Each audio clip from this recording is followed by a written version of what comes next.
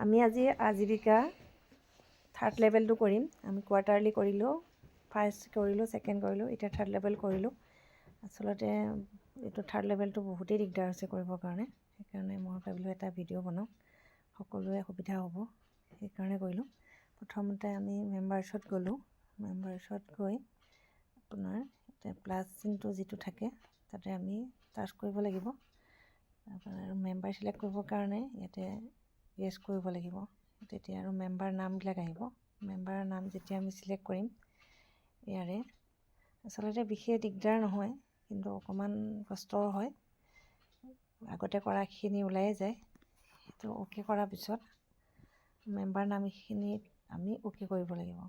Okay কৰাৰ পিছত যেতিয়া আমাৰ চক্ৰটো ঘূৰি থাকে, দেখিছেনে? চক্ৰটো মানে 6টা হেৰিয়াৰ কালাৰৰ চক্ৰটো ঘূৰি থাকে, সেইটো ঘূৰি নোহোৱালৈকে আমি কৰিব নোৱাৰোঁ। তাৰপিছত আমি ছেভ কৰিলোঁ। ছেভ কৰি প্ৰচেছ কৰিলোঁ। প্ৰচেছ কৰাৰ পিছতে আকৌ চক্ৰ আৰম্ভ হৈ গৈছে। চাৰ্কলটো শেষ কৰাৰ পিছত আমি এতিয়া মানুহজনীয়ে ক'ৰ পৰা পইচা লৈ পেলাই আমাৰ লাইভলিহুড এক্টিভিটিটো আৰম্ভ কৰিছিলে, লাখপতি দিদিয়ে। সেইটো আমি তাতে চিলেক্ট কৰিব লাগিব। সঁচা-সচিটো আমি কৰিব লাগিব।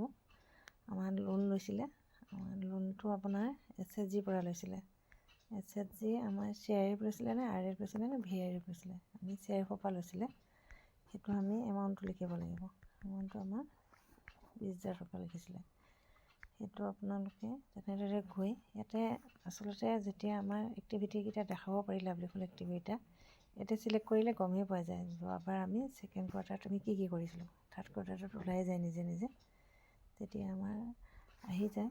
এতিয়া আমি লাইভলিহুড এক্টিভিটিটো কৰাৰ পিছত আমি যোৱাবাৰ যিখিনি কৰিছিলোঁ সেইমতে আহি যাব।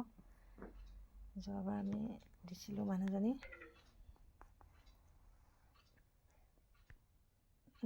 মুৰ্গী পালন কৰি আছিলে, সেইটো তাতে গৈ আমি আকৌ এবাৰ চিলেক্ট কৰিলোঁ।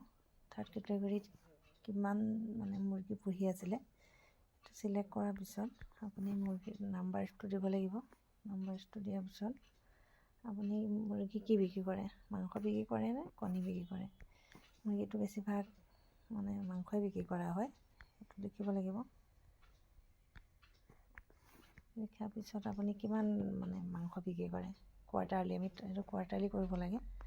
কোৱাৰ্টাৰলিত কিমান মাংস বিক্ৰী কৰে সেইটো কৈ আমি ইয়াতে লিখিব লাগিব কিমান বিক্ৰী কৰে।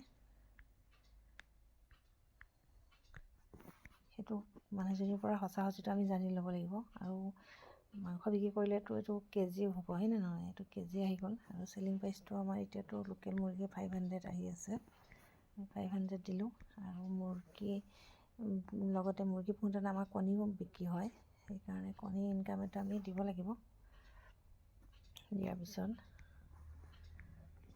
আৰু আমি তাতে আমাৰ কিমান খৰচ হ'ল সেই খৰচটো লিখাৰ পিছত আপোনাৰ যিটো খৰচ আছে সেইটো লিখিব লাগিব। তাৰপৰা ছেভ কৰি দিলে হ'ল। ছেভ কৰি আপোনাৰ যেতিয়া এপ্ৰুভ আহিব, এপ্ৰুভ কৰি দিয়াৰ পিছত আমাৰ হৈ যায়। তো বেক কৰি এমাউণ্টটো আমাৰ চাব পাৰি। এক্টিভিটিটো কৰাৰ পিছত আমাৰ হয়।